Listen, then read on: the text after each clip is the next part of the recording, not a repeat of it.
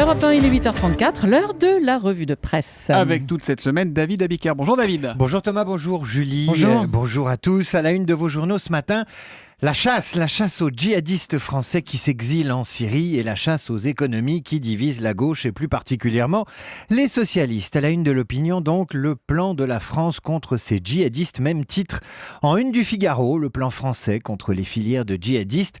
Objectif, empêcher que de jeunes Français tentent d'aller combattre en Syrie. Pendant ce temps-là, la chasse aux économies divise le PS et un dessin en dernière page de l'Humanité, un dessin qui montre un os à ronger, un gros os à ronger et cette accroche juste en dessous. Ceci n'est pas une politique d'austérité façon Magritte. Car à lire la presse ce matin, c'est à croire qu'il existe deux sortes d'économies pour réduire le déficit budgétaire français. Les économies proposées par le gouvernement et puis les économies suggérées par une partie des socialistes. Et cette question qui fait la une du Monde datée du jour, comment trouver 50 milliards? Les députés PS proposent une autre trajectoire. Trajectoire, ça promet d'être le mot économique de la semaine. Les mots, ça, au moins, ça coûte rien. David, en une du Parisien, une autre chasse est ouverte, c'est la chasse au goujat. Photo de une du Parisien aujourd'hui en France. Elle est de dos, en mini-jupe, elle n'a rien demandé, mais le gros lourd est déjà prêt à lui lancer un petit « Hé, tu me passes ton 06 ? Pardon mademoiselle, vous êtes très ravissante » ou le très très visqueux « Puis-je vous inviter à boire un verre ?» Le Parisien aujourd'hui en France choisit ce matin de revenir sur ces 20% de femmes qui, selon l'INSEE, disent être harcelées, voire insultées dans la rue, au moins une fois par an. Ça commence par une avance ou un... Ah ouais. Et ça se termine par Oui, c'est combien ou un geste obscène. Je vous apprendrai à siffler, Thomas. Ouais. Deux journalistes Ça du prouve que je ne Parisien. le fais pas, hein, David. J'imagine. Deux journalistes du Parisien ont fait le test dans le quartier de Beaubourg à Paris il y a quelques jours. Elles se sont promenées simplement à deux heures à partir de 22h30. Bilan de la soirée, suivi 15 minutes, une fois, accosté 3 fois. Pour la première fois, il y a 3 semaines, des Françaises ont participé à la semaine de lutte internationale contre le harcèlement de rue. Me siffler n'est pas un compliment, c'est par exemple un des slogans utilisés pour refaire l'éducation des gros lourdeaux. Mais gare, il n'y a pas de profil type du goujat, explique la sociologue Marilène Libert. Comme il n'y a pas d'âge pour être harcelé, ça arrive à toutes les femmes et ça peut même plaire à certaines. Valérie, 45 ans, témoigne, toujours dans le Parisien.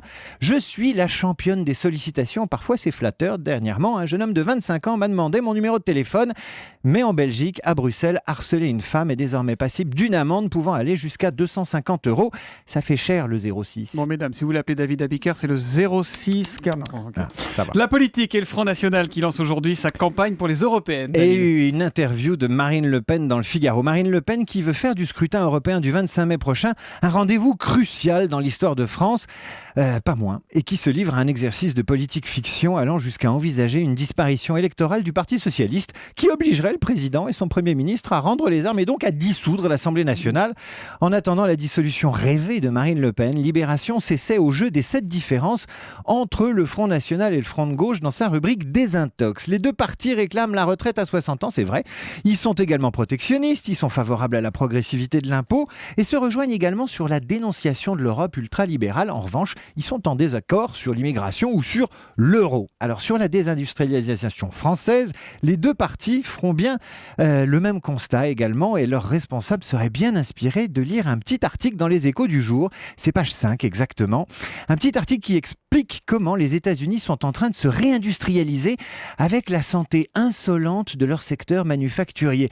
Le secret de cette renaissance industrielle américaine, des compétences, une main-d'œuvre bon marché et une énergie pas chère. Et les Échos prennent l'exemple d'Apple qui va implanter sa nouvelle usine en Arizona plutôt qu'en Chine. Et cette étude du Boston Consulting Group dans laquelle plus de 50% des patrons américains interrogés envisagent de relocaliser aux États-Unis. Pourquoi ? Parce que les Chinois sont de moins en moins compétitifs. On reste aux États-Unis, David, avec un service de dépistage des maladies génétiques révolutionnaire. Vers le donneur de sperme parfait, c'est le titre effrayant de ce papier du Figaro qui annonce dans quelques semaines le lancement d'un nouveau service proposé aux banques du sperme américaines. Service qui, à partir de l'analyse ADN des deux géniteurs, va dépister, tenez-vous bien, les maladies génétiques sur les embryons virtuels conçus par informatique à partir des ADN du père et de la mère. Autrement dit, moyennant 1 500 € et un prélèvement de salive maternelle, les clientes sauront quelle est la meilleure combinaison d'ADN pour concevoir un enfant qui ne risque pas de développer certaines maladies. Tout ça tout ça avant la fécondation. Et grâce à des calculs informatiques, l'enfant parfait, c'est pour demain. Donc il faut lire évidemment La Croix aujourd'hui qui fait sa une sur les limites de la biomédecine. Vous parliez de La Croix, David, les séries télé s'en remettent désormais à Dieu. C'est ce que titre Le Figaro et vous qui nous explique que longtemps tabou, la religion est désormais un atout pour les séries télé françaises, américaines, norvégiennes ou israéliennes, alors que débute le festival Sérimania à Paris, au Forum des Images. Et c'est vrai que les hommes de Dieu en télé, ça fonctionne maintenant. D'abord, il y a des costumes, ensuite il y a le péché, il y a le bien, il y a le mal, il y a des tensions, il y a l'argent, il y a la tentation et évidemment le sexe. Les séries dont vous entendrez parler dans les semaines qui viennent. Shitzel en Israël, histoire de cœur chez les ultra-orthodoxes. En Norvège, Mammon, scandale financier chez les protestants. Devil's Playground, série australienne avec des complots politico-théologiques. Aux États-Unis, les deux cartons, c'est évidemment un remake de la Bible. Et bien sûr, True Detective, histoire de chamanisme et de crimes rituels en Louisiane. Et si vous n'aimez pas les séries, Thomas, il y a la méditation. David, Je dors là, oui. laissez-moi. Bon, quand vous aurez fini vos méditations, il sera temps pour vous de préparer des clics et des claques. On vous retrouve ce soir à 20h sur Europe 1.